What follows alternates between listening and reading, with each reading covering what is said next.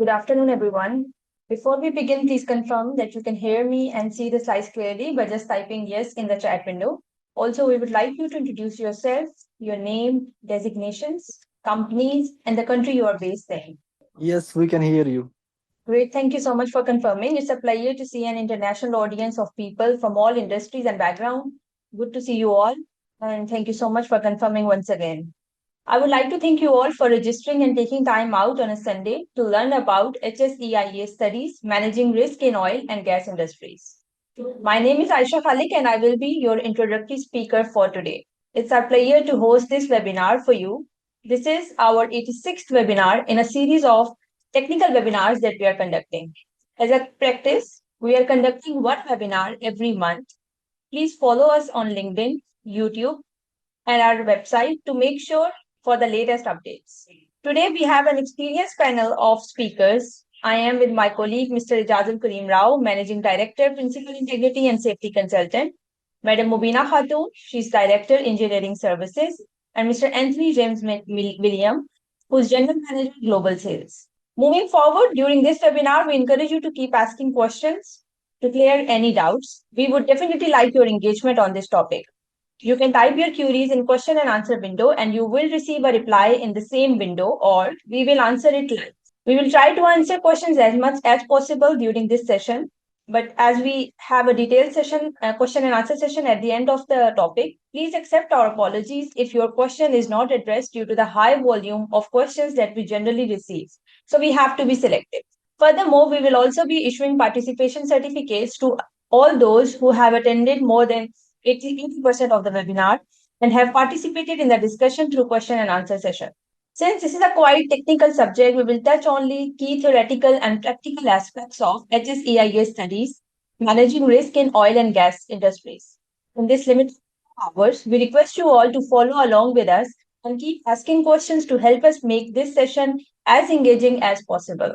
Before we begin, although most of us are in the comfort zone of our homes, we should be aware of emergency exits. We should keep a safe distance and generally take care of ourselves and those who are around us. Let us begin, and I will start by giving a brief introduction about Velosi and what we do. Velosi is a leading global consultancy firm that provide asset integrity management, HSE, engineering, environmental, and software solutions to clients in the oil and gas, energy, power, and petrochemical industries around the world.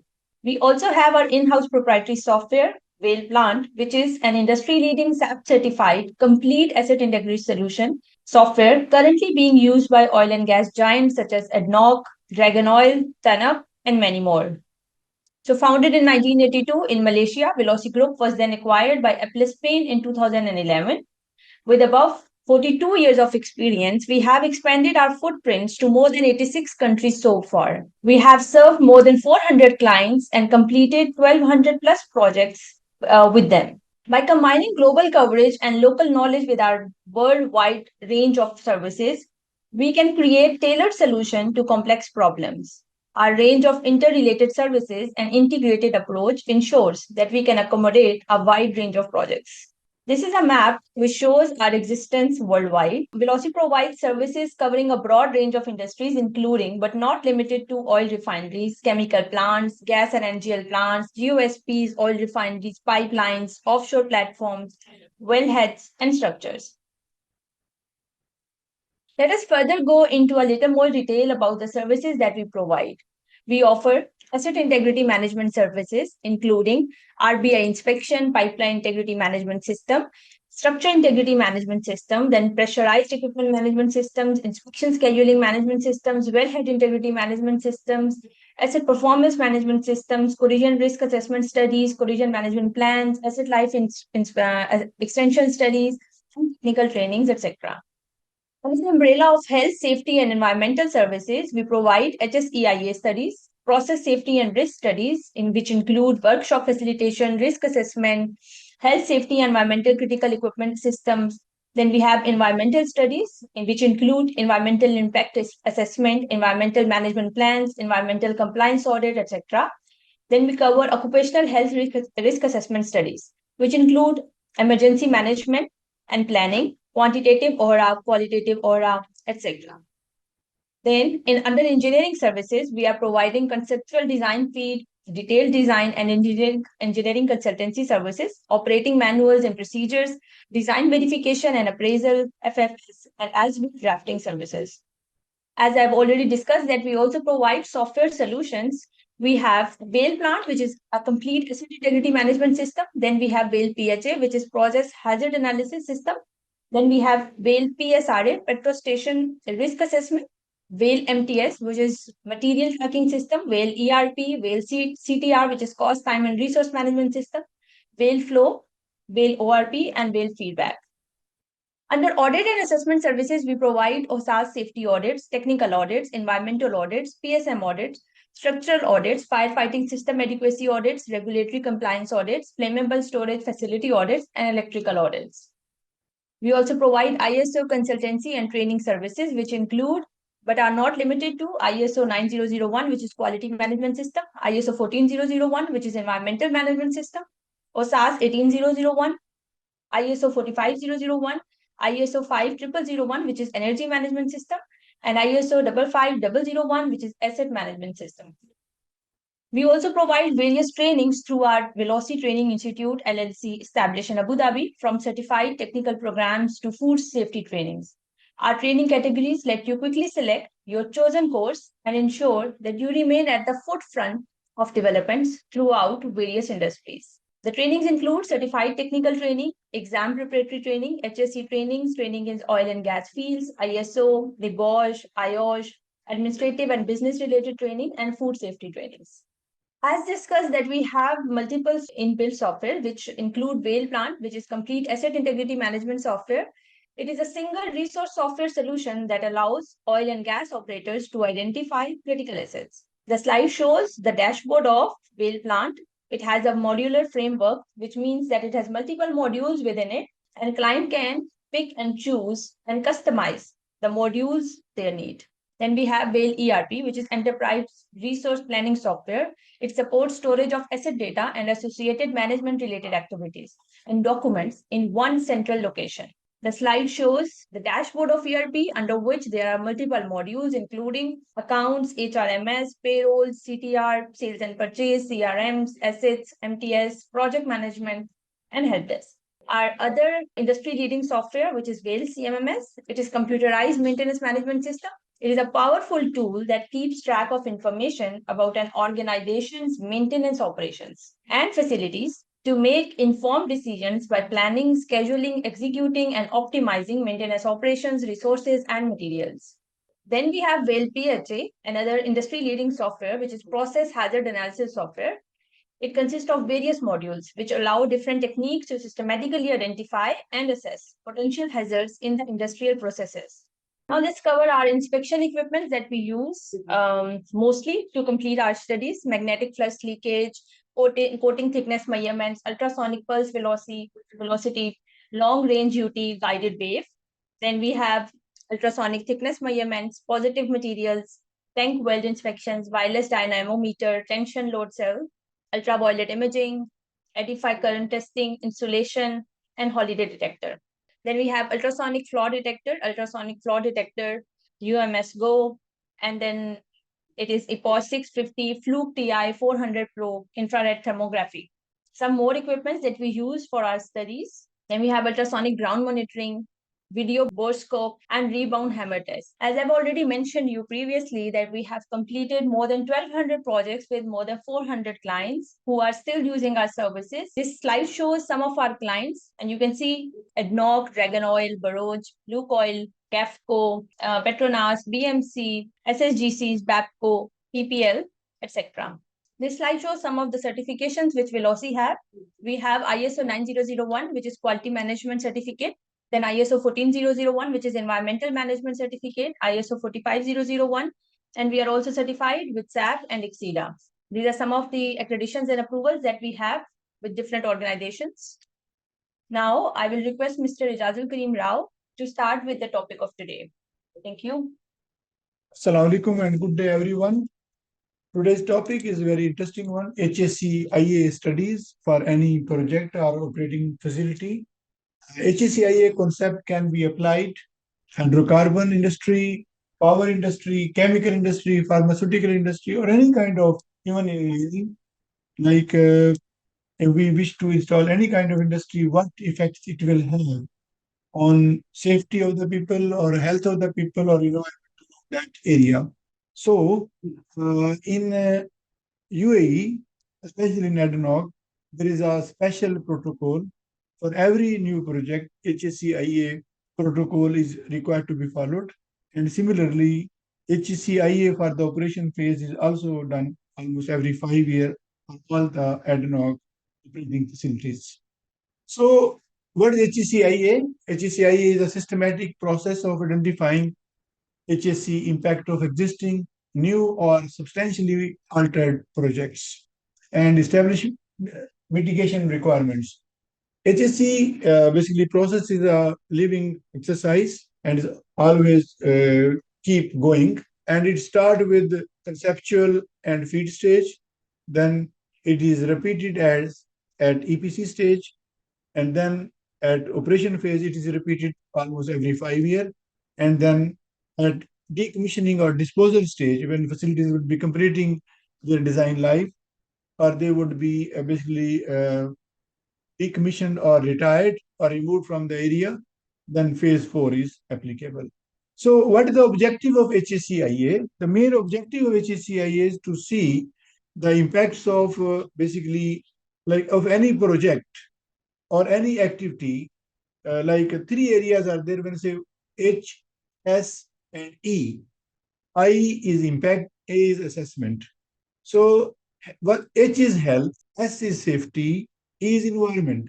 In general, normally, like if people who are in the HSEIA profession, they understand it. But I am focusing like newcomers or students, newcomer and students especially, yes. Like how to differentiate between H and S. H is health and S is safety. E is environment, that's clear. Like, but in E got effects in terms of air, in terms of water, in terms of soil, like overall environmental impact in the atmosphere.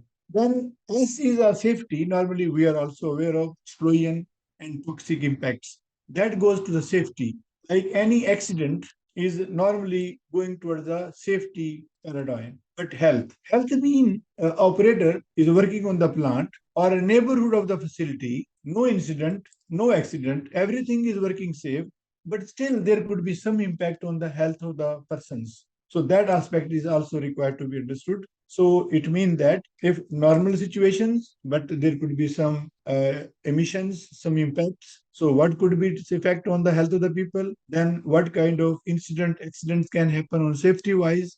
And then what could be the impact on the environmental aspects? So this is like this explanation of HCIA. Now, what is the objective? The first objective is demonstrate compliance with HSE regulation and standards. This is in every country. Environmental control agencies are there. HSE, H and S regulators are also there. Like in UAE, OHRA is separate and environmental monitoring agency is separate. But in UK, HSE executive. So that HSE executive means covering all aspects of the HS and E. Whereas if you go to America, environment is separate and OSHA, like OSHA is Occupational Safety and Health Management, like a regulation authority is there. So now, first thing, demonstrate compliance with HSE regulation and standards. A streamlined prevention plan for major accidents and HSE management system are in place. Health and safety hazards and environmental impacts have been identified, recorded, and assessed. Environmental impacts and risks are being managed. Suitable measures have been identified and the critical equipment and systems are in place. On-site and off-site emergency plans have been drawn up. The risk of project activities are alarmed. Region, they would say, as low as reasonably practicable. A sound overall plan is in place to safeguard property, the environment, and the business. When we talk about ALARP, I would like to explain here, like in any business, in any hydrocarbon industry or power industry or nuclear industry, there cannot be a zero risk. There would be certain risk, but we need to manage and we need to live with. But that risk should be within ALARP region or below ALARP region, mean as low as reasonably practicable. So, see, if we will not be taking care of the risk, that fire and explosion can destroy the facilities where billions of dollars are invested, and it may also hurt or cause fatalities for the people in that situation. Now, there is an actual incident being referred here. BP refinery, explosion and fire killed 15 people and injured 180 people. And also, there was a bigger, like a capital loss or investment loss on this project as well.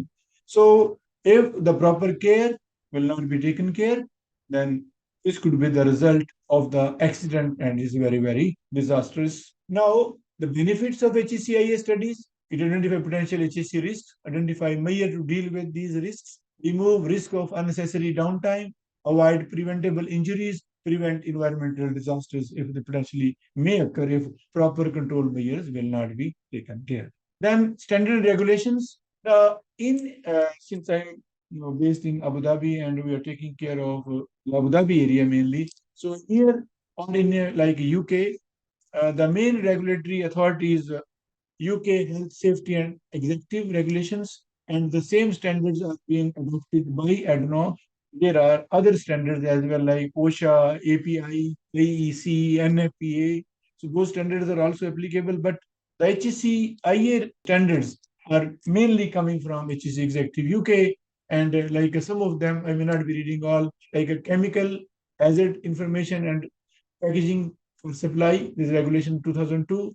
Then control of substances hazardous to health regulation 2002. Then reporting of injuries, diseases, and dangerous occurrences regulation 1995.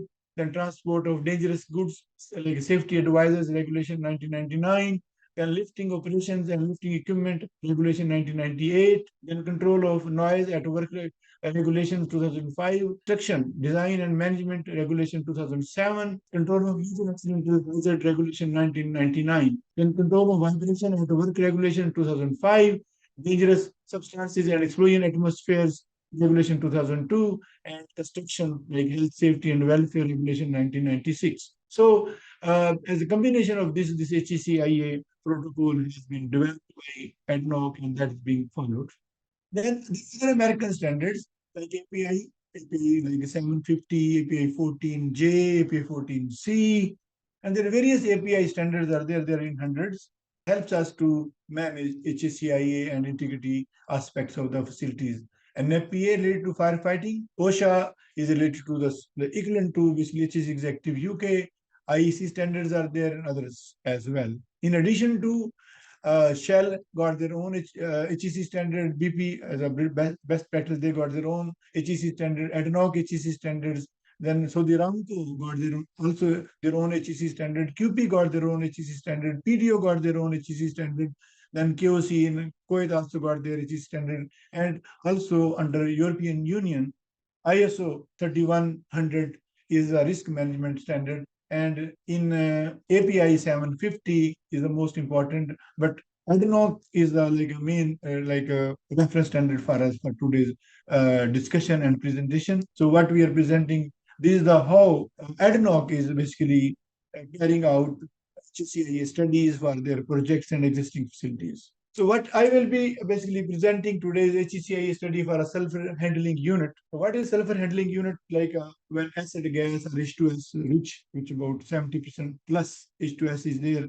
And this H2S is basically oxidized in a controlled environment in a clause like a reactor. And in that reactor, we convert H2S into by a controlled oxidation in sulfur and some other chemicals are made of H2O.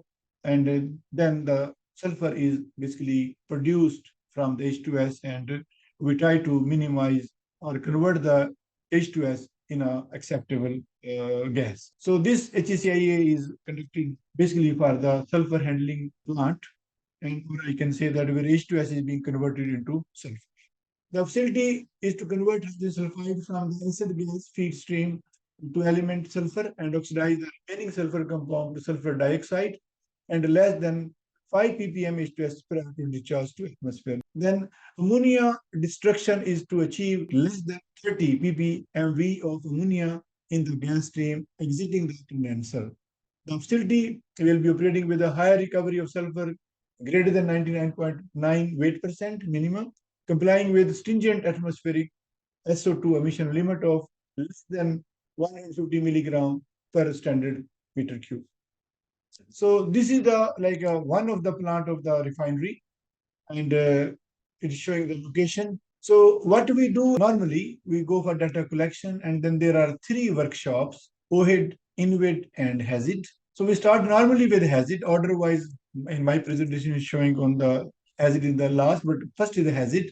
Then we go for ENVID, then OHID, and these workshops we try to identify all hazards associated with safety, environment, and then these hazards are classified into low, medium, and high. And then also a maximum accidental hazard and stringent environment impacts are classified. Major accidental hazards or non-MH, and those aspects are also classified. So similarly, whether it's environmental aspects, safety aspects, we try to classify them. MAH, major accidental hazards or lesser accidental hazards, which are related to either safety or environmental impact or occupational health.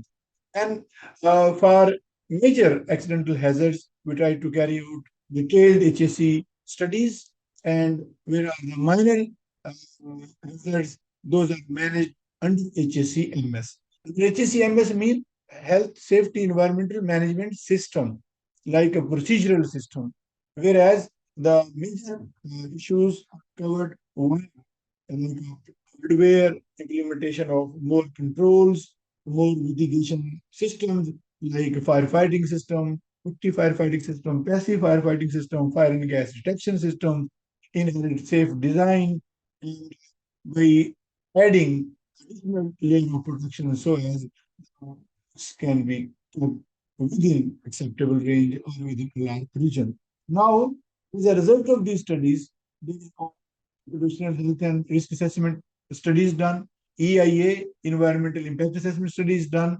Then there are air and noise modeling is done, QRA, FERA, SAMOPS, MOPO, these studies are done. Then QRA, quantitative risk assessment, and ESSA, ERA. ESSA is a emergency system survivability analysis, and ERA is the environmental and escape route assessment, and COMAH is control of major accidental hazard is basically covered. Now, HCIA workshop is the first thing once we have the project. And this HCIA workshop start with, for example, OHID, ENVID, HAZID. So I will go with the HAZID first, right? And HAZID workshop, it order is changed. In the previous slide, it was OHID was first, then ENVID was second, and now I have changed the order. HAZID workshop is the first, identifying hazard specific to facility. Then ENVID workshop, identifying impacts of the project on environment. OHID workshop, identification of health hazard and risk in the workplace. If we'll go through this as we go next. As example, OHID normally, let's say VCM plant in a petrochemical industry.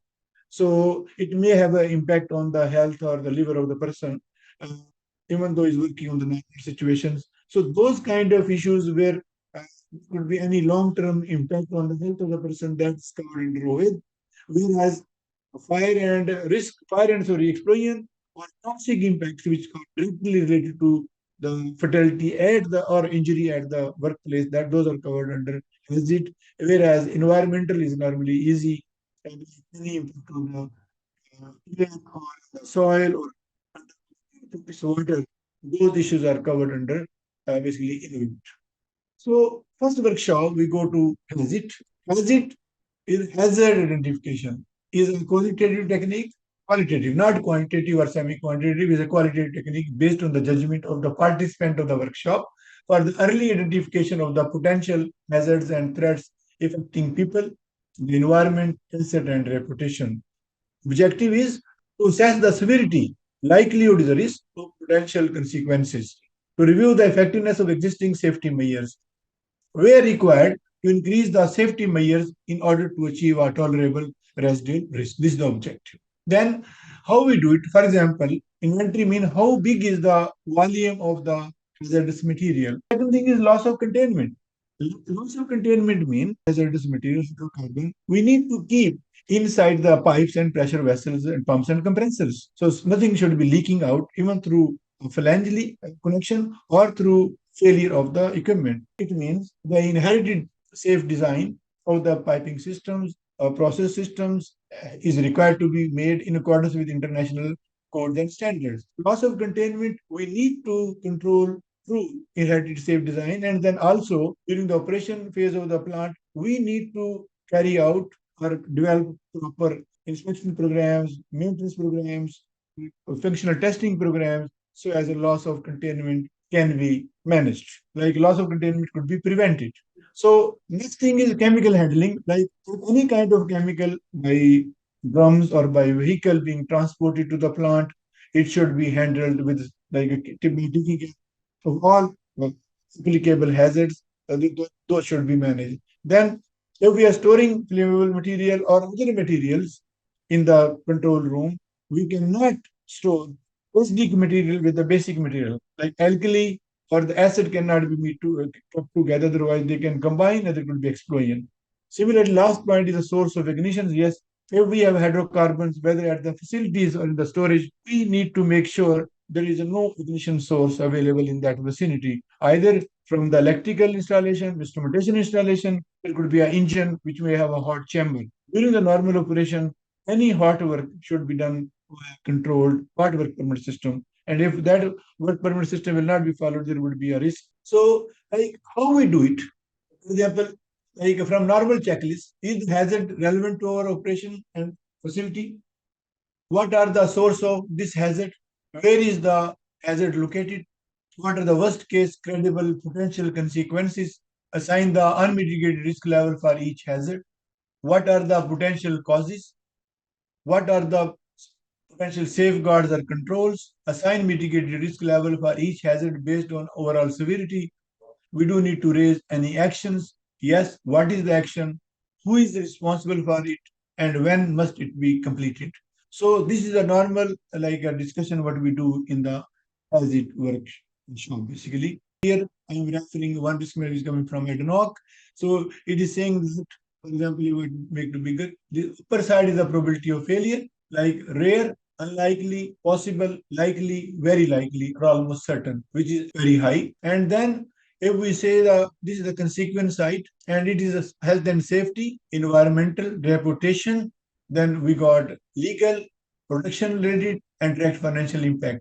If we try to say health and safety, so health and safety are kept separate, environment is kept separate. So here, for example, normally severity 4 and above is dangerous, single worker fatality or more is a severity 4, catastrophic is coming with severity 5, and disastrous is basically severity 6. So here we have to see that, for example, if any incident may happen, whether it would have a notable impact, minor impact, serious, or it will have a major or catastrophic. Similarly, if you see here, what is the probability of that incident may happen, rare, possible, likely, very was certain. So then likelihood point of view, it has not occurred in worldwide industry. This is the rare. Has occurred in the worldwide industry, but not in ADNOC. Unlikely. Possible. Has occurred at least once in the group companies of ADNOC. Possible. Then has occurred at least once in the group company, but not in the site. It's likely. Then has occurred more than once in the group companies or once in the at the site. This is very likely and almost certain. So this way, this like POF, this is the POF, probability of failure, and then the consequence of failure category is selected in the HAZID for every node in every deviation. So this is the simple template of a HAZID worksheet. So where we have what the HAZID, for example, under high pressure, like oil under high pressure, a pump house, for example. So threats are there could be corrosion, there could be erosion, there could be failure to flow, so like failure to follow startup, failure to follow maintenance procedure, lack of competency, lack of adequate access, pump seal failure, failure of relief system, failure to follow basically isolation procedures. These all causes which may cause basically loss of containment from the pump. then what is the consequence of that failure if the hydrocarbon is coming out of the pump? Then, personnel may get exposed to hydrocarbon vapor, possible fire and explosion, then personal injury, fatality, asset loss, environmental damage. So now, what is the possibility this could occur, right? If you say ad hoc possibility, they are saying if you see probability is C, it means it is possible. Then even for the safety consequence point of view, it is they're saying safety they're taken 4, which is a severity 4. And if I go back to here, C is the probability possible. Then severity is taken 4, like a single fatality can take place. So here 4 is severity. People wise, for probability wise, C, the risk on the people is 4C. Similarly, asset wise, severity is 3, then probabilities will remain C, then 3C. Environment wise, severity is 2, probability is C, 2C. Repetition is severity 2 and probability C, 2C. The highest would be taken from here. And then we say prevention control, which are applied. This is before this. Safety relief system is there. Routine field inspection is there. Inspection and maintenance is there. Then periodic calibration of instruments is there. Crew monitoring and protection system is installed. PTW is also followed. Grounding of pumps along with inspection and maintenance is done. Then operator and maintenance personnel training is done. Then follow SOPs, work and instructions are done. Then mitigation is also there. For example, ESD system is there. Firefighting system is installed. Manual firefighting equipment is available. Leak detection system, leak like a directed slope is there. ERP plan is there. Emergency response plan. First response team is available. First aid is available. PPEs are followed. In that scenario, all the basically probabilities dropped from C. Consequence would remain same, but probabilities has been dropped from C to B, right? And if we go back to the same risk matrix. So here, when we are selecting without safety, we could say it was like 4, 3, 2. If you see environmental was taken 3, local effect. Environmental was local impact. Safety-wise, single fatality was taken. Similarly, on the reputation-wise, it was taken minor 2, right? Whereas possible and then brought back to unlikely to be after these all safeguards. So in this way, we made sure our risk is within acceptable range. And if there was any recommendation, that recommendation, for example, fire and gas detection system to be added, fire and gas mapping study to be done, fixed foam system to be installed, scene of failure alarm should be there. And similarly, hazard classification for old should be done. So here some recommendations are also made. Then we went to next part here, loss of containment and so and so. So similar way, we try to identify all the hazards and we try to identify their current preventive control, mitigation control, and the recommendation that will go with the action with the party who would be responsible for this action. Here, result-wise, the hazard summary, 03 high risk recommendations were there, and 20 hazards were there, 20 high medium risk were there, 33 medium risk were there, and 13 low risk hazards were there. So these are the hazards, and then afterwards the bow tie is basically made, and with bow tie we try to identify the kind of protections and try to add those protection in a graphical way as well. Bow tie is also second workshop after HAZID, where all these major accidental hazards are shown along with like their probability side, consequence side, and mitigation actions as well. And what are the tag-wise zero protection or HCIA are identified to take care of the situation, that actual situation. So now if you go to environment side, the ENVID workshop, look at the planned, unplanned impact of the project on the environment. The workshop examines specific activities and determine what aspect of environment could be affected. Objectives: the systematically identify activities and analyze the planned and environmental aspect of the facility. Identify all aspects of environment and evaluate the impacts associated with all activities. Then identify control, monitoring measure that place. Identify additional measure required if any to prevent or mitigate the impact to the reliable environmental standards. Provide input to management in its effort to manage risk related to environmental issues. So here, the guide words, as there are guide words in the hazard side, air emission. For example, like what is being sent out to environment through flare, through vents, or any other source, like what impacts the earth through leakage from the phalanges and so on.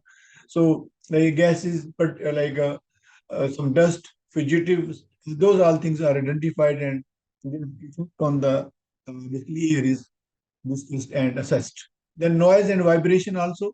Then discharge to water, like what items, ingredient or what components or fluid, how it would impact the subsurface water or sea water, hydro test water, where it would be thrown. Then solid waste mean hazardous waste, non-hazardous and domestic waste, construction waste, where it would be thrown, how it would be managed.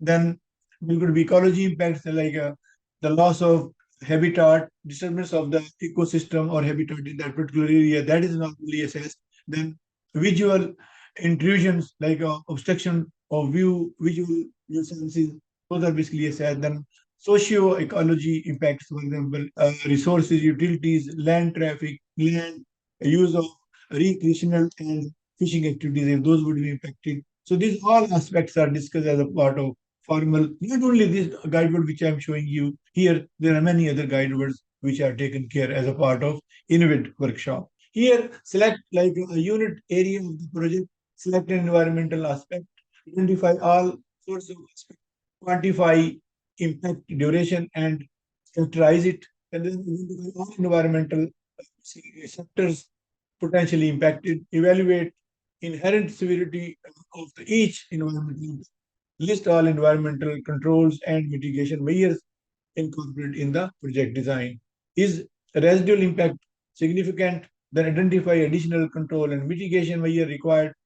Then repeat all other unit areas of the facility one by one. These are the basically steps what we normally follow. Here, the same risk matrix, what we saw on the other side. Here, our focus is brought only to like environmental side. HSE severity clause means severity like a disastrous, catastrophic, major, serious, minor, notable, and it is likelihood like 6, 5, 4, 3, 4. And then similarly, the probability side A, B, C, D, E, F. But this risk matrix is also part of the previous risk matrix of NOC. And here, if you see environmental is here and probability is here, but only for the environmental workshop, these two sections are taken, others are taken away. Just for your reference only. So this taken from the same ad hoc risk matrix and part of the same. Now, how we show it same way, like we have an activity like vehicular movement, for example, engine exhaust emission, dust, then there could be impact on the air pollution, increased level of particulates matter in air, sequence-wise potential air pollution due to like, greenhouse gas emissions, NOx, SOx, CO and CO2, etc., leading to long-term health effects. Ambient air quality would be compromised. No, next is a legal requirement, commonly concerned like reputation risk. No community and reputational risk if under prescribed limit. Then preventive and control mean maintenance plan, vehicle fitness certificate, IVMS for vehicle tracking, then periodic maintenance of the vehicles, implementation of the speed limit policy, then monitoring measures also, ambient air quality monitoring, then ambient air quality monitoring annually. Then here there is a severity mean consequence is 1, 2, 3, 2 to 1, 2, 2, and here the probability is A, very less, so one risk is considered acceptable. If I try to see this on the previous risk matrix here, like 1 mean notable, right? And A mean like if it can momentary, short term, B short term, and minor is 2. So here the risk matrix is taken as 2 mean minor, A mean it will not happen because the all control measures are in place. So in this way, environmental workshop is done. So here there were 7 medium risk hazards, 7 low risk, and 0, 1 medium high risk, and medium risk was 0, 8. This is basically total distribution of the innovative related hazards. Now, if we go to the OHID part, in OHID involves systematic identification of health hazards associated with the operation of the facility and assessment of the proposed measure to eliminate, mitigate, or manage those hazards. Identify and create an inventory of agent potential hazard to health, assess the risk to health associated with exposure to those agents against specified screening criteria, decide the control measure required, if any, to remove, reduce the risk of health to a level as low as reasonably accessible. Consider any emergency measure needed to mitigate acute and or chronic health effects if control measure fail.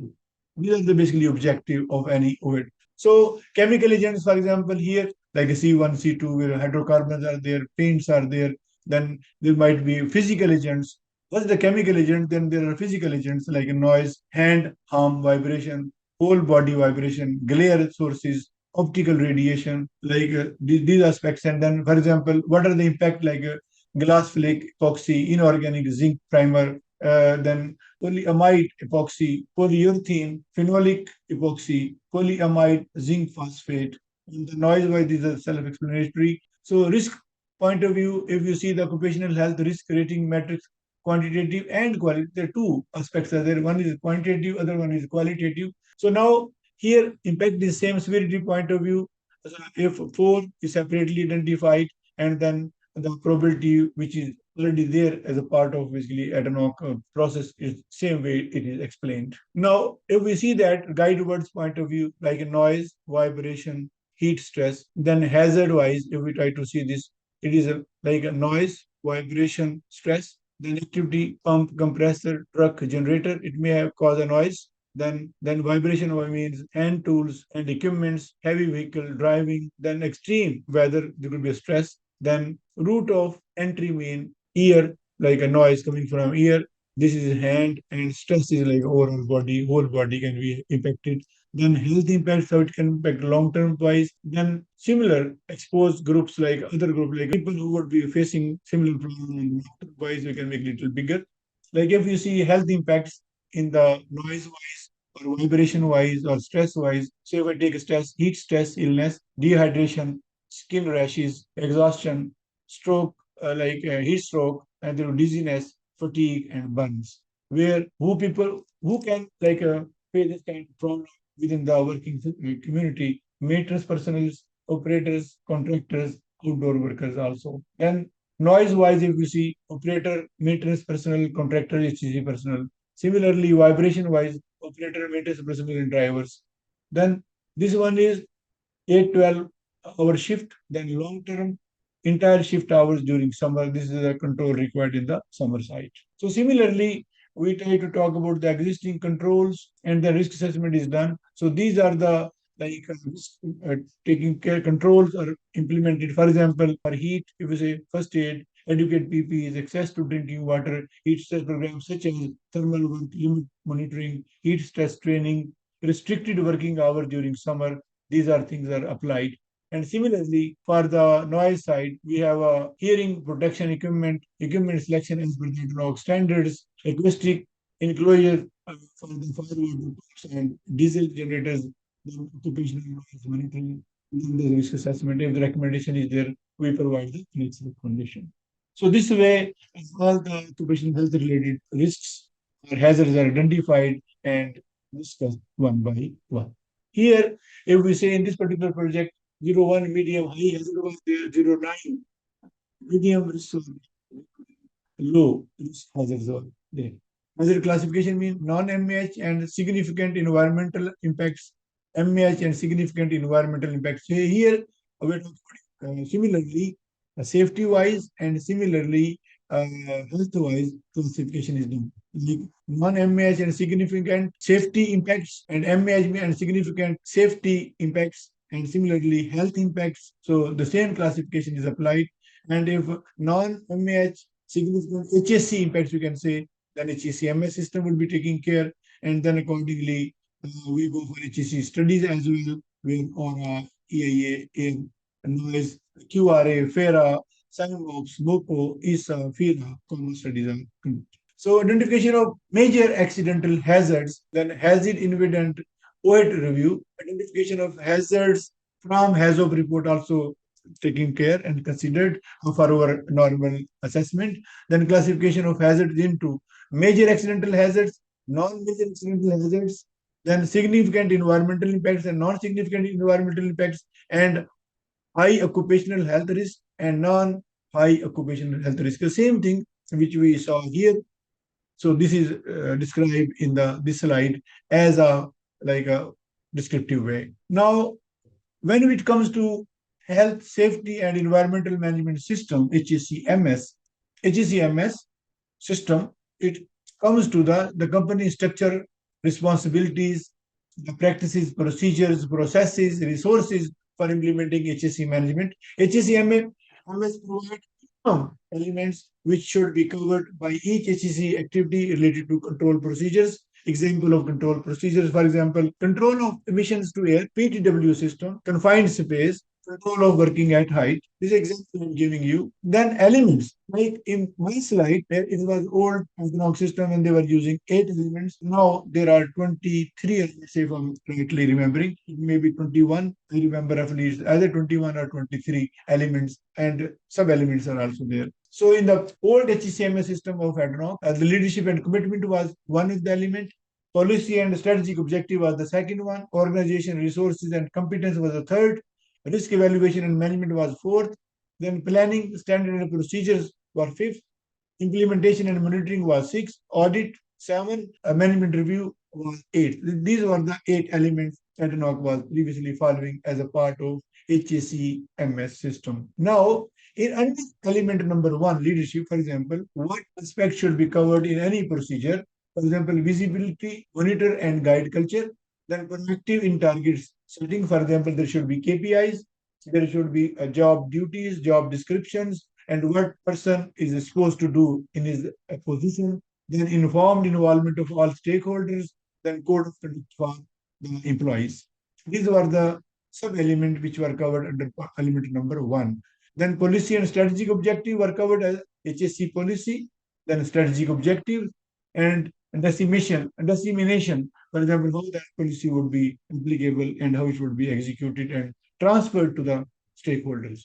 Then third element was organization, resources, and competency, like availability of the people to do the job. It covers further sub-element like roles and responsibilities, resources, HSC personnel, competence assurance, and supplier and communications. So these were the sub-element of this element as well. So now all these elements are brought outside. Now there are 23 elements, as I said earlier. Now element number 4, risk evaluation and management.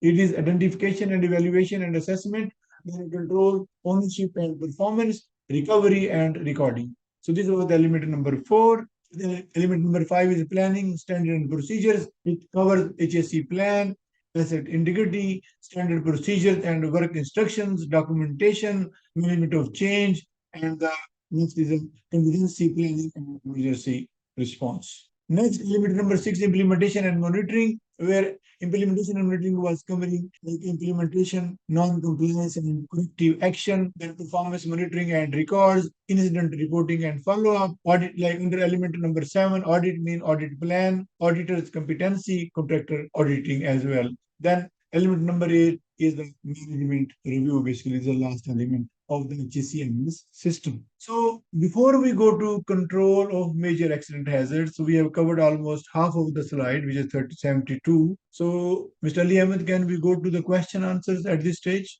And we see what are the questions. If you have any questions, up to you. You can type in the QA session and we'll try to answer those questions.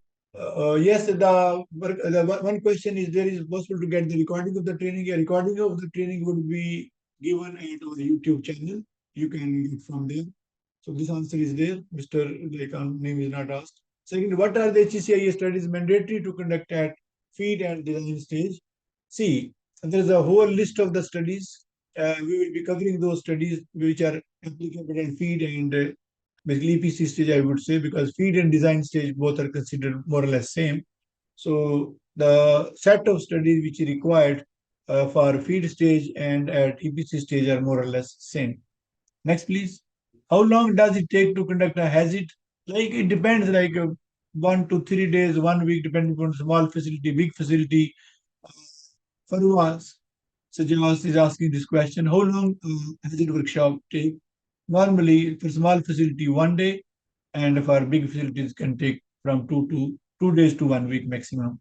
See how to decide a project qualify of HCIA or not. This is the criteria. For example, in terms of environmental emissions, in terms of risks, which are applicable on that particular project, whether those are in a large region or not, then we will decide whether HCIA results are acceptable or not. If any HCIA results are coming under high risk, then we have to add 20 years barriers. We may have to modify the facilities. So then it would be considered acceptable HCIA was to be installed in that particular territory. Okay. There's a question how to decide if HCIA screening should be done for the project or not. See, for every project which involve any kind of chemical, hydrocarbon, or any kind of processing facilities, or maybe steel plant also. So it is mandatory by the regulator. They have to carry out the HCIA studies, and HCIA screening study can be done at first place whether there is any toxic elements, chemicals, or flammable chemicals, or any toxic, or any like those facilities are not including, for example, flammable or toxic chemicals, then maybe the screening QR and FAIR kind of studies can be eliminated. Still, qualitative risk assessment is required to be done. So, the mechanism given in ad hoc standards how to do screening for any project before you select the scope of detailed with HCIA studies. We will be discussing those detailed HSEIA studies in the coming slides, and then we'll get the idea. Okay, so here please tell us about the work at height suspension trauma. See, the work at height training is given to all the people who have to work at height. The person who is afraid of working at height, they should not be forced to go at height. So the work at height phobia should be considered before we send any person at height. Next question is from Umar. Is HCIA beneficial in construction industry? See, HCIA is applicable operating plants. Construction industry is constructing those plants, right? And part of environment or health is also applicable on the construction industry. For example, the dust-related hazards, work stress, working in heat. So in the construction industry also, part of HCIA is applicable. So next question is from Mr. Umar. Assalamu alaikum. My name is Umair Aslam. Currently, I'm graduated from UT Lahore. And my question is about how we can implement these at macro level in organization. See, HSEIA is living document, and it ensure like with the detailed analysis, like whatever facilities would be designed, procured, constructed, and commissioned would not cause any big harm to the people and for the investor as well. So it is day-to-day activities, and it is a part and parcel of your from basic engineering to the day-to-day activities. That example was heat stroke. Like nowadays, nobody is allowed to work in the sun because it's very hot outside. And similarly, on the stress management, or if it is related to vibration and so on. So practically, we have to make sure all the machines and equipments which would be installed in that particular plant facility will not be creating noise more than acceptable limit. Similarly, any emission coming out of flare or any vent would not be causing for the environment and the people living around that facility. So that is called like micromanagement of issues which could be caused by that particular facility. So HCIA is taking care of all micro level issues related to not only oil and gas sector, any sector of the industrial site. So next question is from Mr. Akshat again. Allow me to speak, kindly ask your question. Yes, question I can read from Akshat. Ad hoc part of CCPS Responsible Care Network.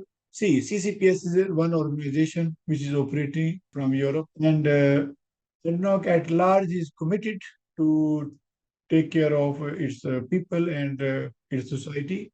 And main driver is coming from is from HSE Executive UK, because there is a legacy of BP, because old before 1970 the system of ad hoc was like established by BP, so still that relationship is ongoing. But there is no exception taking positive things from OSHA, CCPS, and other organizations. So ad hoc is a very, very vibrant organization, and they are taking care of all the best things which are required for the welfare of the people and society and its workers. This is what our understanding is. Next. So next question is from Mr. Ahmed Ghazi. Yes, please go ahead. I have a question that HSEIA and SIA studies, are they both same or different? Because SIA screening study I have seen like in ADNOC, it is separately mentioned.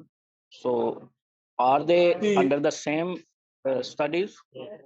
See, one thing, first of all, your question is like done at each stage of the project. Yes, HCIA study is done at conceptual feed, then at EPC stage, then at operational phase, and then decommissioning phase. So there are 4 phases are applicable for HCIA studies, and those are done. So it is done as the project phase is proceeding.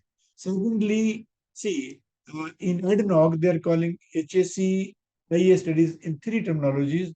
One is COMAH, which normally is called SIA, Safety Impact Assessment. But in ADNOC, it is called COMAH, Control of Major Accidental Hazards. Regarding environmental EIA studies done, regarding health, OHRA, they don't say HIA, they call it OHRA, Occupational Health Risk Assessment. That is the name, the terminology what ADNOC is using. So 3 terminology, I repeat again: COMAH for safety, OHRA for health, and EIA for environment. In SIA terminology or safety case, normally people say safety case, that terminology is used in Europe. So next question is, what is the primary cause of incident in one organization? Why non-conformance report is occurred in the workplace? See, when any incident occurs, that is basically incident investigation report. The incident investigation report is covering different area, and similarly, when any facility is being operating within the given specifications and operating limits, if operators or that management would not be following criteria or the guidelines given, then non-conformance report is issued. Whereas the HCIA study is done to ensure that all the safety barriers, all the HCCS safety critical elements are identified, their performance standards are understood, and their minimum assurance tasks are basically fulfilled at project phase, then at operation phase. So the concept of primary cause of incident, those are basically, if you see that we have covered the hazards, those hazards also pressure, like a pressure containment. This could be caused by corrosion, by mishandling of the facility or any other error. So that is the primary cause. And how we address it, how we try to cover it, then procedures, trainings, work permit systems. So those aspects are also covered under the HAZID workshop. So somehow the cause of incidents in one organization are different than the incident which are related to one particular node of that particular facility. So next question is from Ike Pan. Yeah. Good afternoon from just from Nigeria. My question is on the HSE management system as per the elements. We want to be clear of. We want to be clear if the element they have increased from 8 to 20, because I didn't get you clearly when you were making a comment on that. So I would like you to throw light on it. Yes, we can clarify you again. Elements which are currently 8, and there were sub-elements, almost 33, right? So what ADNOC did, instead of having a main element like 8, we made it 21. So if you see that, some of the sub-elements are brought as an element. That's basically a point. Not have extended with me in this presentation, otherwise I could show you both the old HCMS and the new HCMS. And in those HCMS, only the number of elements are changed. And if you try to compare or make a matrix for both elements, both are more or less same, no difference as such. Okay, sir. Only the number of main elements are increased. So as a focus could be given in the procedures and the normal practices. Okay, thank you. Thank you, sir. Like if on the same point, if you see in ISO 9000, so now we go back to presentation and then we'll take the question at the end one more time. So thank you very much for your participation up to now. Please keep writing your question. We'll try to answer at the end. as maximum as we can.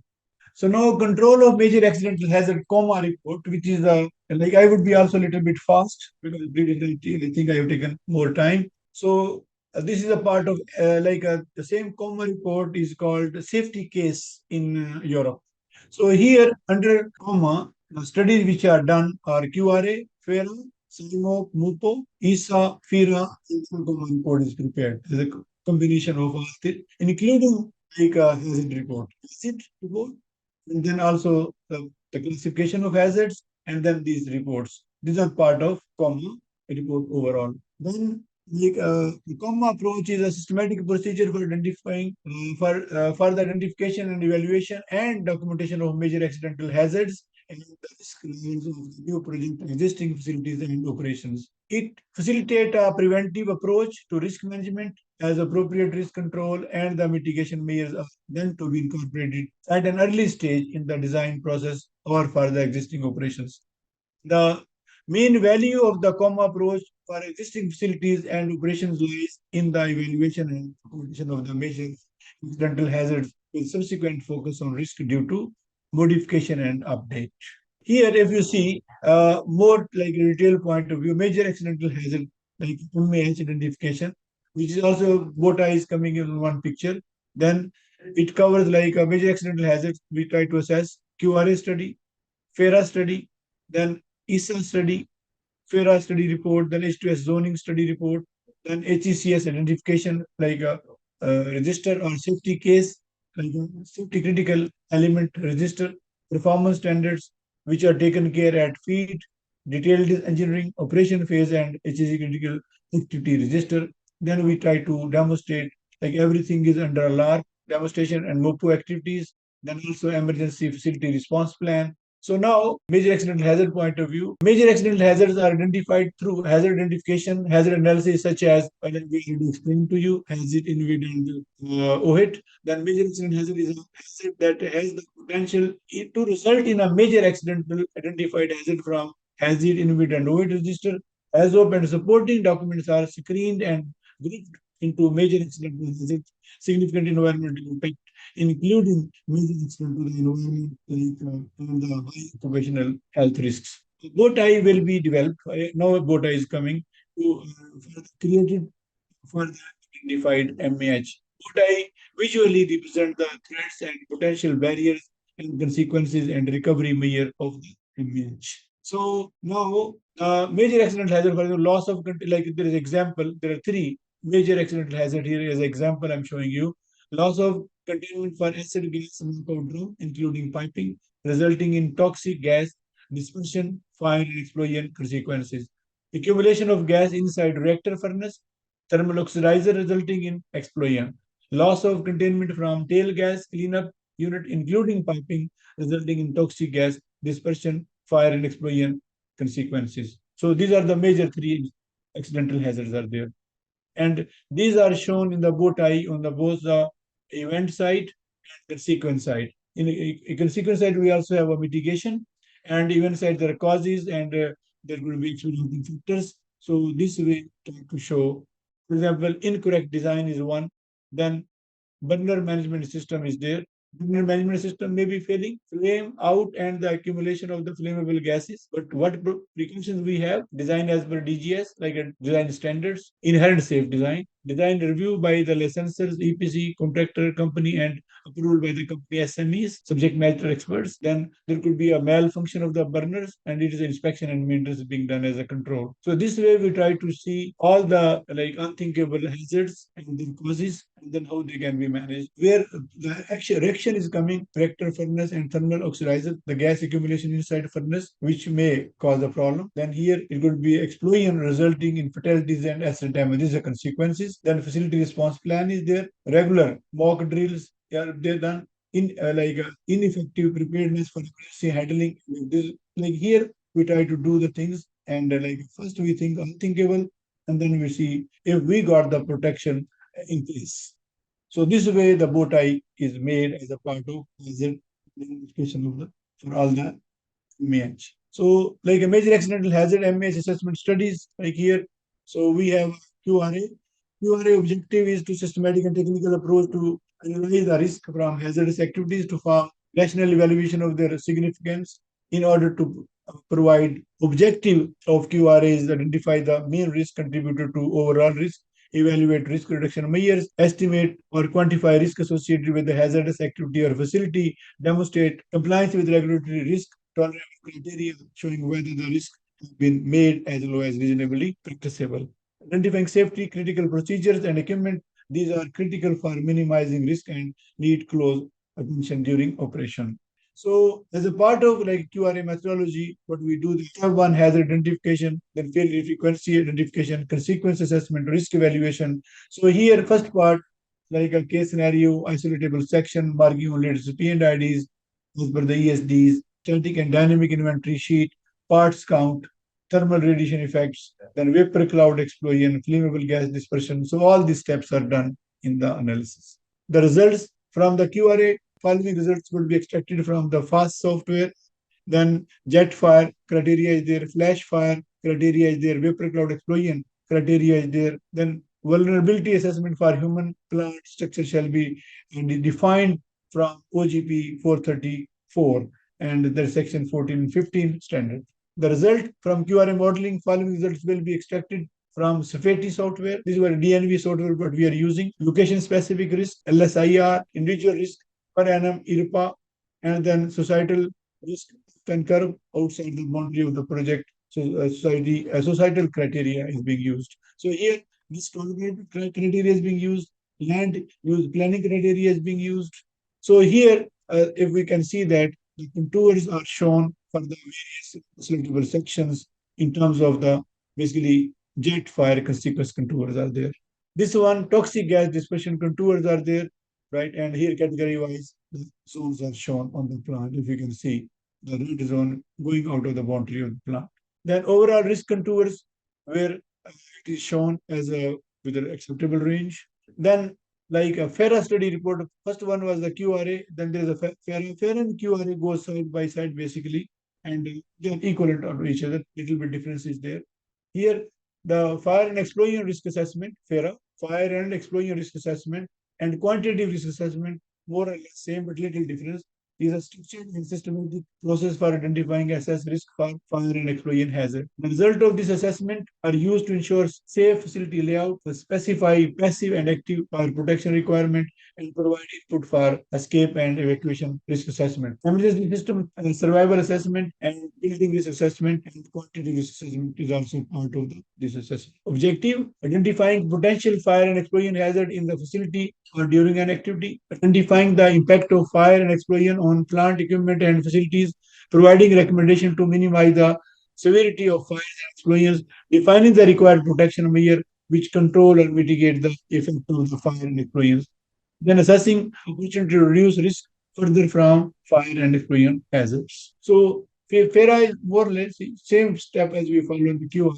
Define failure cases, inventory analysis, update, confirm physical effect on the modeling, define fire zoning or for facilities and compare each fire zone, then identify potential impact onto critical equipment and piping structure, then compare the fire the duration against the defined equipment piping structure failure time, then confirm the existing listed areas. If no change with existing plant congested areas, then if fire duration, equipment piping structure failure time, no measure required. If the fire recommendation and explosion protection, if the SC fall within the damage area.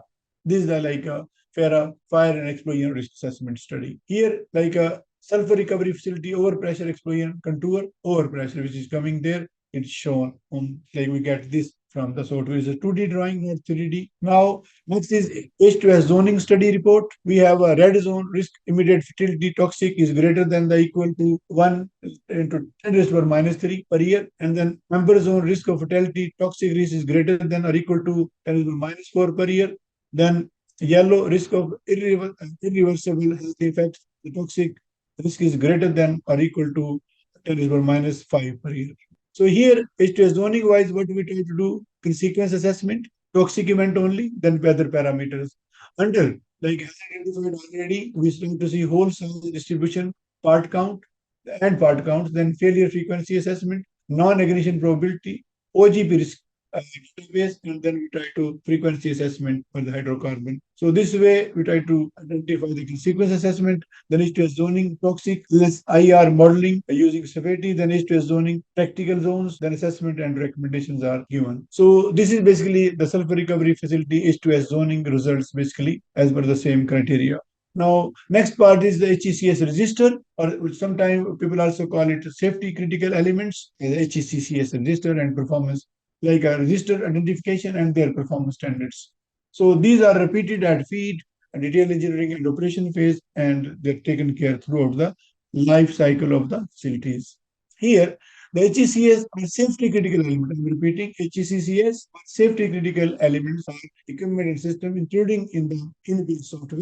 Any component of these, the failure of which could cause, contribute substantially to, or purpose of which is to prevent or control the effects of a major accident hazard scenarios. HSE critical activities that are important in preventing events with potential to cause serious harm to people, to the environment, or the property, which can reduce the impact of such events. HSE critical integrity activities such as the design, construction, installation, commissioning, operation. Construction is being discussed here as well. Modification, repair, inspection, testing, or examination associated with ensuring the integrity of HSECS. Now, there are Swiss cheese model, like where we have the first 8 barriers, like structural integrity, process containment, ignition control, detection system, protection system, shutdown system, emergency response plan, and life saving. These are we call 8 barriers. In 8 barriers, we got HECS categories. Like if we try to example of process containment mean pressure vessels, heat exchangers, rotating equipment, tanks, piping systems. Similarly, if you say like other example, detection system, we got a flammable gas detection system, fire and smoke detection system, toxic gas detection system, and others.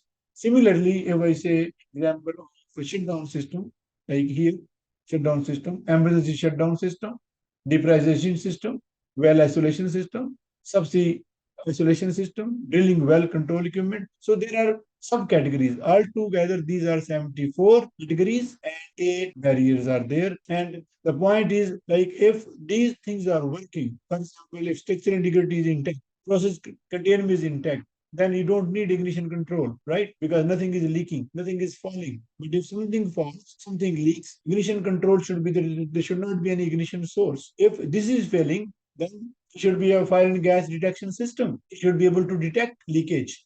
And then there should be a protection system. So like there should be like a mitigation system or protection system, firefighting system or shutdown system is also there that should take care. And if all these fail, then emergency response, runaway policy should also be there. Life-saving equipment and area should be there. So if all these are in place properly, then it ensures that the plant would be operated safely and it would be in the best interest of the investor, the owner, as well as the operators and the society around this particular facility. So the main purpose of HECCS or HCIA studies to make sure all these barriers properly identified, taken care, plant is built, designed, built and being operated for the best industrial practices. Now, like a tag level identification, we also try to do like once HECS categories are there, then how many pressure vessels are under HECS, how many heat exchangers, or like which fire and gas detection system is a part, which is not. So there is a complete mechanism how it can be identified. So there are various steps that we have to cross through. I cannot explain because it's a longer process. Then here HCC register and performance standards. Like here we are saying barrier and then HCCS category. For example, under structural integrity, there are two: foundation of the structure and surface structures. Under ignition control, certified electrical equipment and earth bonding. Under shutdown system, here we have emergency shutdown system, process emergency shutdown, which are applicable on this particular project, which are protecting MAH01, MAH02, MAH03, or HCCS which are existing or new. So you can see that. So in this way, we have taken the hazards, and those hazards wise, they are being protected by the applicable HCCS coming from the BOTAI, and whether new or existing, those are identified here. Performance standard mean check performance in what is expected by the HCCS. That is called performance standard. A performance standard is a statement which can be expressed in a qualitative or a quantitative terms of the performance required of a system or an item of equipment, and which is used to as a basis for the assurance and verification of HCCS throughout the life cycle of the installation. A performance standard shall focus on identifying the minimum assurance tasks, MATs, which shall be used to align the action plans to be carried out such that HCCS integrity can be assured. Operational phase performance standard shall include the minimum assurance tasks required to test, measure, and record the performance of the HSECS. Now, I'm coming back to the major accidental hazard and the ESSA study report as a part of it. Performance standard mean what is expected to be done by that particular equipment, and then it is supported by minimum assurance tasks. And then it talks about survivability aspects, functionalities aspects. If I go back a little bit, which is more details, survivability, maintainability, functionality, interaction of the various CSs. So those aspects are covered under performance standards. So ESSA, emergency system survivability assessment, like a fire and gas detection system, firefighting system, HEC, ESD system. So emergency shutdown system survivability is a technique to assess the survivability of emergency system to perform its design intent during major accidental event.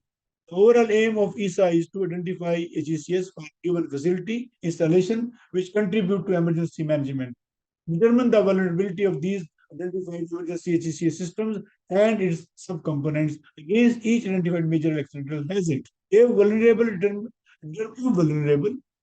whether emergency system are fail safe or not.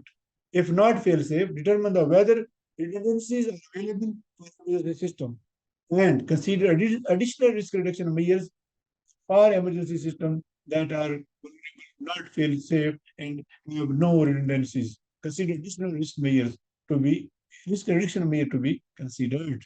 So methodology point of view, we say that like here if you see facility description, MH identification, which is coming from HAZID and HAZO worksheets, then HCC identification, which is coming from COMAH, then safety studies, vulnerability from FARA and impairment area without impairment area. Then their project documentation operating is HCCS failed to save, that is as per the design.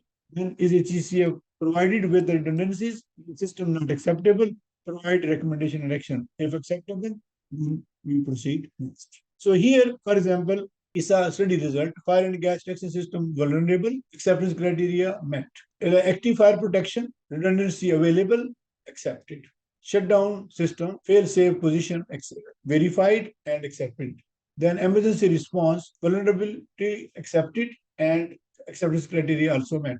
Emergency shutdown, emergency power system, vulnerability checked and acceptance criteria met, redundancy is also available. So in this way, we have shown all the major applicable HCCSs of that particular facility and ESSA results are presented. Next is EERA. EERA is emergency evacuation, escape and rescue assessment.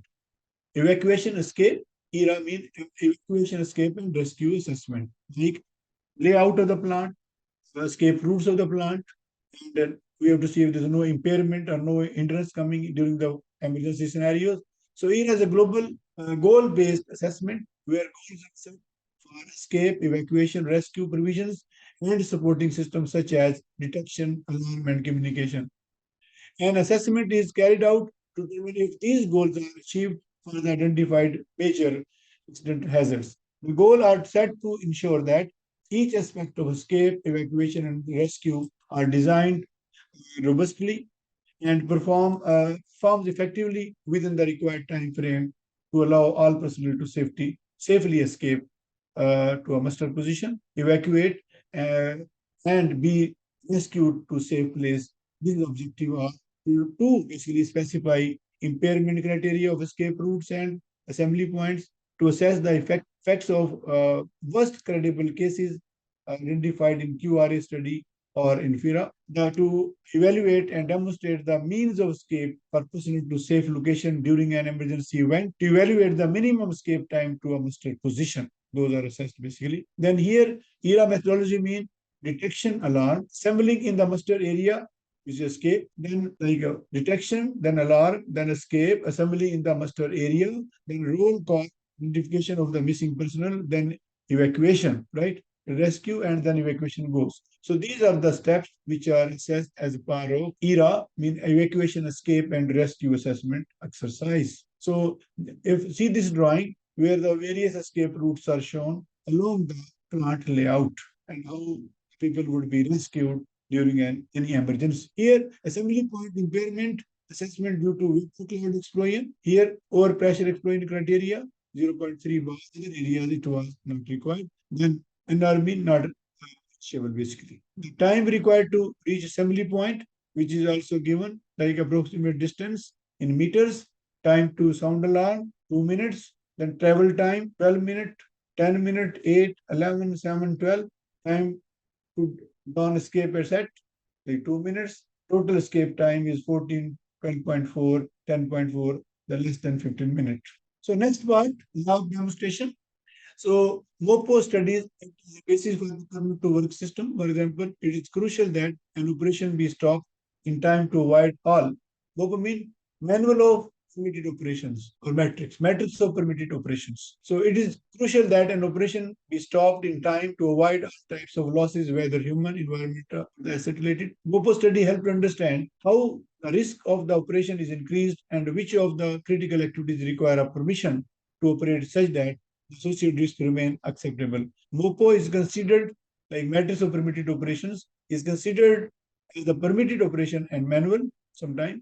The below table of legend is used to identify the operating conditions. For example, operating condition, operation not permitted. Amber position, continuous follow-up, appropriate risk assessment, and provide additional controls where necessary. Do not require further assessment or controls. This is the safe to operate. These are green conditions. This is the matrix of permitted operations, like how these various activities could work.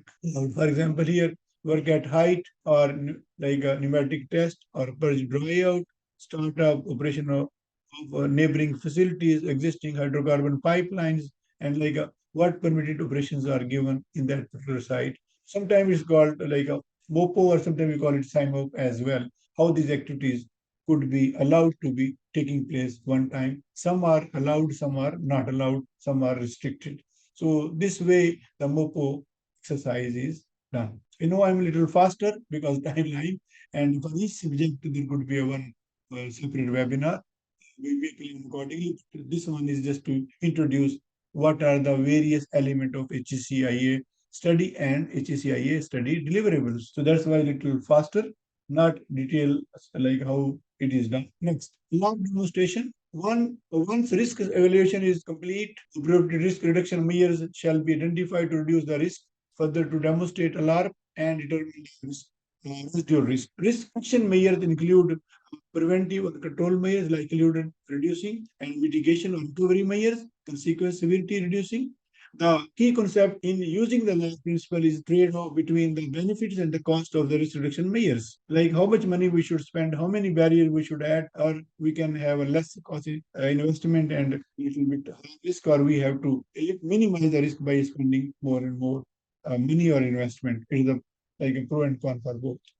Eventually, a point of diminishing returns is reached where expenditures increase markedly as a risk reduction diminishes rapidly. Cost benefit analysis can be used with risk analysis and entail a comparison of sacrifice, cost, and risk reduction benefits achieved for a risk reduction measure. So emergency facility response plan, which is last deliverable once we have done the lab demonstration. Here, like in case of any emergency, how the company organization will act, who would be the focal point, who will call the shot, if there would be any emergency management team, then how the call center or the control center will work, how the top management would be informed, how the district management would be communicated, how the various services required to manage that particular emergency response are prepared. So here, the summary of emergency response plan will form part of COMAH report. The objective of emergency response plan is to develop, implement, and maintain a management system which, when activated in any emergency situation, will minimize harmful effects to human life, the environment, asset, sets reputation. In addition to it, it shall assist in return to the normal and safe operation. Part of the COMAH, review of emergency response plan shall be carried out to demonstrate that ERP addresses emergency response plan is a ERP on the major accident hazards originating from the facility. Effective command and communication system is in place and effective ERP management provisions are in place. If potential major accident hazard effects stand beyond the site boundary, then off-site emergency plan must also be prepared. So this was like to know. Basically, I have covered only the COMAH part, right? So now there is some part of the EIA OHRA would also be covered. So there are under EIA, what we cover only 5 slides. EIA is a systematic assessment of potential impacts from routine and non-routine operations and activities. Mitigation measures are proposed where significant adverse impacts are identified to ensure that such impacts are minimized to an acceptable degree. EIA process helps to define the environmental management and monitoring requirements such as construction environment plan. Construction is coming here again, sir. Then waste management plan, then operational environment management plan, and decommissioning environmental management plan. So these all management plans are prepared as a part of the project at early phase. Then approach, when approach is projects and specific data collection and review of the then conduct ENVID workshop, environmental impact register, input from the ENVID workshop, project scoping through scoping checklist, establish environment baseline through baseline surveys, air quality monitoring, groundwater sampling, soil sampling, noise monitoring, then impact assessment and evaluation, which is like as a air dispersion modeling, noise assessment study, soil and groundwater assessment. Then preparation of EIS report, preparation of environmental action management plan. So these are the basically deliverables as a part of EIA. Now, here environmental impact assessment EIA covers like a term of reference, communication reporting, information collection. The same thing is being repeated as such again. The previous same steps are shown here in the flow chart. Identification and assessment of impacts, then screening, scoping, then the project definition, hazard identification, environmental profile baseline, then predict impacts, evaluate impacts, mitigate and enhancement, and the residual impacts. So here the various air dispersion modeling results are there in the various areas.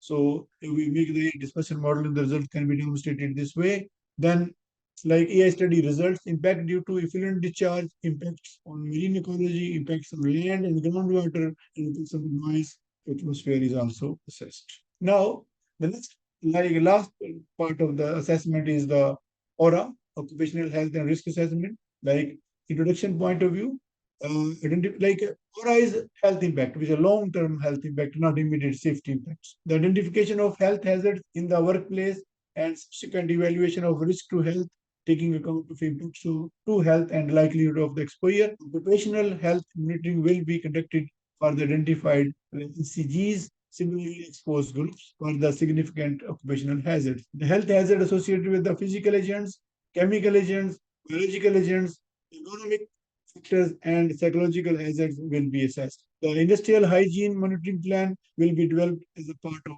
OHRA. Approach, project and site-specific data collection and review, conduct OHID workshop, evaluate health risk based on input from OHID workshop, define remedial actions and assign action parties, record and document any occupational health risk identified, preparation of OHRA report. So conclusion and recommendation, all major accident hazards have been identified and suitable control, mitigation and recovery measures are proposed, engineered and are implemented as a part of this project. It demonstrated that operations can be achieved within the quantitative criteria and ALARP levels are demonstrated. All potential significant environmental impacts have been identified suitably, analyzed and assessed for the significance and relevant control, mitigation and recovery measures are being implemented. All high and high medium occupational health risks have been systematically identified and suitable actions to mitigate these to protect employees from these risks have been taken. An implementation plan that shows how control, mitigation, and recovery measures are significant environmental impacts, major accident hazards, and high, medium occupational health risk will be implemented and managed throughout the facility life cycle. All medium and low risk hazard will be managed and controlled via existing HSE management system and associated HSE system and procedures. So this concludes our presentation, and we reached to the last part of the question answer exactly 4 o'clock. So we can take question answer for next 10 minutes and we call the day. So now we'll taking the question answers. If you have not written your question, you can write now. And there was a good presence from the participants. Almost 350 people participated in the beginning, and now around 300 people are still on the Zoom now, attending this workshop webinar. Question? Next question. So question is from Mr. Madhiraj. We have allowed you to start. Kindly ask your question. Thank you. Thanks a lot for organizing and providing me the chance quickly by considering the value. Sir, I raised one question. Basically, I understand there is a health and safety. There is only one ISO standard in the whole world. That is 14,001 ISO. And occupational health is 45,001. But having said that, there are multiple countries, like even within the UAE also, like Abu Dhabi has one statutory requirement, mandatory requirement related to all these approvals, approval systems related to the safety. Likewise, every country, like as you were explaining during the initial course session, like Kuwait individually, Oman individually, Saudi individually, like every country has their own health and safety, we can say as a statutory approval system or kind of standard which they follow. Even the major companies like ADNOC and Aramco, they're all having their own systems. When the source is the common like ISO for 14,001, 45,001 health and safety, why throughout the world that kind of diversified safety systems in place, which really puts the users into the difficult place, to follow through and there will be subtle differences. That is the reason they are following differently, correct? Can you please throw better light on those aspects? Yes, sir. Like you are referring to the management system, which is ISO 9001, then 18,001 and 45,001. Whereas this HCIA concept, this concept arrived from UK, HSE Executive UK, after Piper Alpha incident, right? Like in Piper Alpha, like now we are talking about COMAH main. If you go by OHRA, which is occupational health and environmental side, those are almost common, almost everywhere, because environmental aspects, if you say the emission in air, emission in water, and towards soil side are more or less controlled in a similar way, almost in all countries, and that's very much driven by the other ISO standards as well. But when it comes to COMAH or safety case, that has come from UK, especially which is Executive UK. They have prescribed the standards. If you see in my beginning slides, we have referred with HSE Executive mainly. The API 750 or OSHA is not asking for that kind of quantification of the safety related hazards. Yes, many companies are asking for QRA or ERA, but the development of COMAH and then identification of HCCS, that is mainly coming from HCC Executive UK, and there's a history of ADNOC being originally BP associated company before 1970s, and afterwards also BP is one of the shareholder. So ADNOC considerably went towards HCC Executive more as compared to OSHA. ADNOC has taken all the positive things from OSHA in CCP as well. So now the answer of your question is, as long as the ISO related standards are concerned, we normally call it IMS, Integrated Management System. Those system does not talk about safety case, right? Or HEC or COMAH case, what ADNOC follows. So that is the difference. And that difference is basically like if you see recently, like this process started year 2000 almost, where the Shell and BP, they started implementing this COMAH case or safety case on their projects. And they are adopting it worldwide now. Recently, there is also discussion or adoption of these kind of concept by QP, and Saudi Aramco is also starting this process. However, I agree with you, it is like American companies are not generally following this concept, whereas European companies are following this concept, and that difference is still ongoing, and alignment is taking place. Okay, sir. So the Okay. HCIA demonstration is for the UK-based or European-based approach, which is mainly dominated in the past by Shell and BP, and now companies like ADNOC also adopted. ADNOC started adopting it in 2005. Now there is a more strict compliance for these requirements. So next question is from Mr. Karthikeyan. We have allowed you to talk. Kindly ask your question. So I can answer that. Do we need to hire a third-party agency to service to conduct HCIA? In ADNOC, it is through third party, yes. And there are some qualified consultants. Velosi is one of those to execute these studies, and it should be done by third party. This is a normal, basically, practice in ADNOC. Any other questions? So next question is from Mohammed Sultan. We have allowed you to talk. Kindly ask your question, please. Mohammed Sultan. Good afternoon, sir. Good afternoon. Yeah, my name is Mohammed Sultan. Is there a very important for like a fire and gas assessment for like all the projects are important to implement to FNG? See, FNG is a fire and gas detection system. If you see as a HECCS identification, it is, I think, fifth layer of protection. There are like layers, barriers, like a fifth barrier. If you go to a presentation in the Swiss cheese model, so fire and gas is an important part. Fire and gas detection is an important part of the HECS group. The answer is, if I'm missing something, please clarify your question again. Yeah, sure, sir. I can understand your questions. Answers. Right. Thank you. Next Thank question you. is from Mr. Amir Hussain. We have allowed you to talk. Kindly ask your question. Mr. Amir Hussain. So Mr. Amir Hussain is from Khafji, Saudi Arabia, KJO most probably. See, HCIA study can recommend against the project implementation. Yes. For example, if emissions or the identified risks are coming unacceptable range, then it can stop the project. It can ask for many modification in the project execution plan or facilities like hardware or equipments. And we have seen that as a result of HCIA study, the project got delayed and a lot of changes were brought to the plant hardware or design. It can happen. So there are examples there, but in standard hydrocarbons, we don't expect that there would be major impact. But I remember I was involved in one of the norm handling project.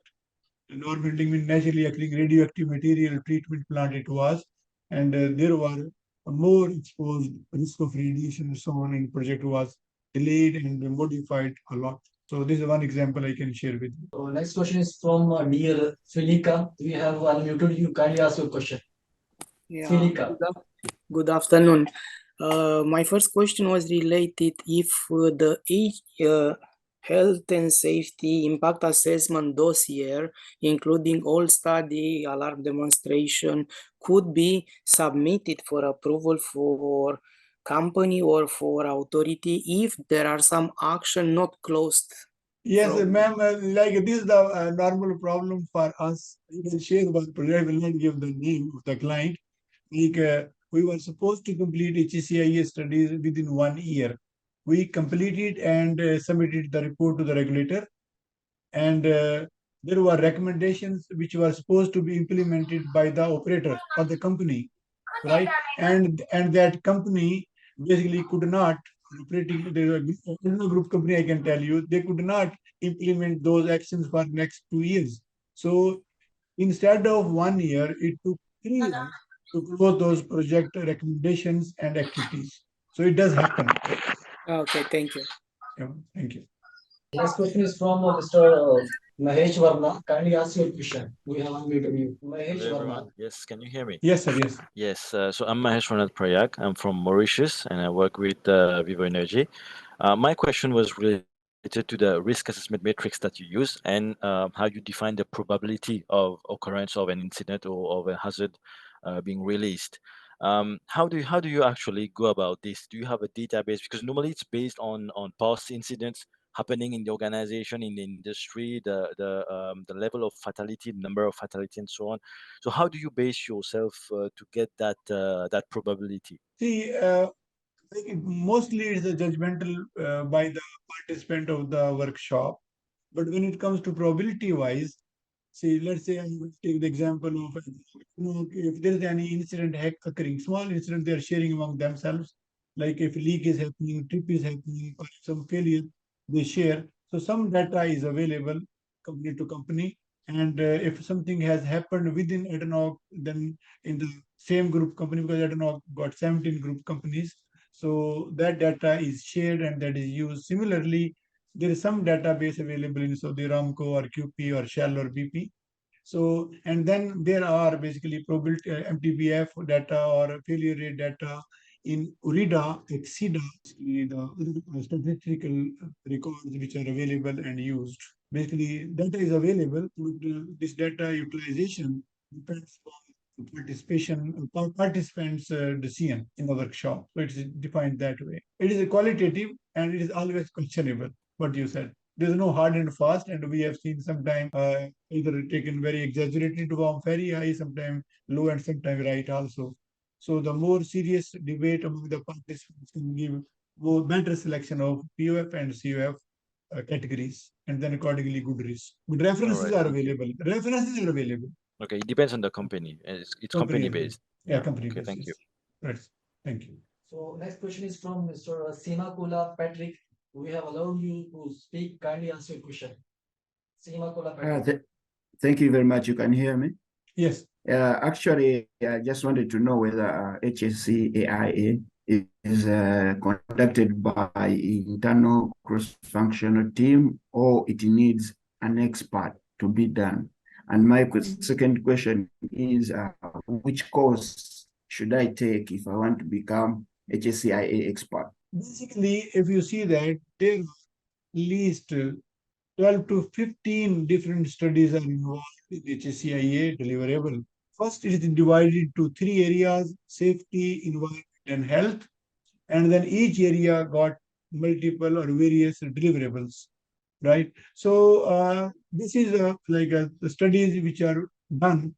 These are done by specialist, basically companies or specialist engineers who are getting trainings, then on job training, and then experience. And it is not done by a single individual, it is done by a team of multiple engineers in each group. So there are doers, there are checkers, there are approvers. So mistakes can be avoided. Workshops are done by chairman, by company or operator engineers. And once workshops are done, then for example, QRA study if is required. So there is a collection of PFDs, PNIDs, marking of isolatable sections, parts counts, then modeling the facilities into the QRA software, then running the software, then extracting the result, demonstrating the results. So these are very special studies. It's not so difficult, but you need special training and you need to work with those companies who are conducting the jobs, and then you can learn and you can become also expert at some day. So not difficult, but still it is done by the specialist companies and by the trained engineers under supervision of the experts as well. Okay, sir. Okay, sir. Thank you very much. I appreciate it. Thank you, sir. Thank you. Next question is from Akshat Agarwal. We have unmuted you. Kindly ask your question. Mr. Akshat Agarwal. Hello. I just like to understand the recent changes as you are telling from element 8, it became 21, 23, whatever. And what is the reason behind that? Or what are the challenges or changes in the industry with respect to HSEIA studies? See, HCIA is one thing and HCMS is other thing. HCMS is HSE management system for ADNOC, right, sir? So previously there were 8 elements and 33 sub-elements and so and so. Now the change is to, let's say, 23 elements and then their expectations and for each. So the inspiration is coming from most probably from the CCP. So CCP elements were around 20. So ADNOC went more than those, right? So previously element, sub-element, and now everything in the main element. So that is the only change. As such, there is no difference in the project execution, project operation, but the procedures and systems are being made with a more direct approach. So that is the only difference. Sorry to interrupt. So my question is, has the Middle East companies moving towards becoming the CCPS member, or they are already a member? No. See, here the more influence is coming from HEC Executive UK, right, sir? CCPS is one system. Sorry to interrupt, but HEC UK, to my knowledge, is not a body of which requires membership or enforces or its implementation of. It is just simply a standard which you can follow or not follow, right? See, ADNOC is not following CCPS as such, as per my knowledge, of course. Like we are consultant, I am working with ADNOC various projects 30 years, but I'm not aware. See, what I'm saying, I'm not aware. But CCPS is being used by certain companies. Some petrochemical plants are trying to use some petrochemical plants, but in ADNOC being upstream, so they are more aligned with HEC Executive UK, and accordingly OSHA to certain extent. Cross learning is there, but membership point of view or making adherence to the CCPS, that announcement wise, I'm not aware, and I can take a firm statement at this forum, because any fact not my colleague might be listening and say, Ijaz, why you're doing some bullshitting? So I would strain myself from making any firm statement about CCPS relationship. But we know that the correlation is there somehow, and number of elements are more straight, like CCPS nowadays, since last 3 years. Earlier, the ADNOC was following that system. Now they have moved away from Shell or ExxonMobil or Chevron or any benchmarks. So which benchmark you are following now? No. See, ADNOC got its own benchmark. You know that in ADNOC, ExxonMobil, Total, BP, Shell, all are shareholders. So their input is coming. So ADNOC is a combination, like in ADNOC, normal shareholding, 60% ADNOC and 40% is between BP, Shell, ExxonMobil. But is also there is a not following anymore, to my knowledge. No, ADNOC got their own, but their main principle is coming from HSE Executive UK. They are still following the legacy of BP, because originally ADNOC was established by BP before the 1970s. Still that relationship is there.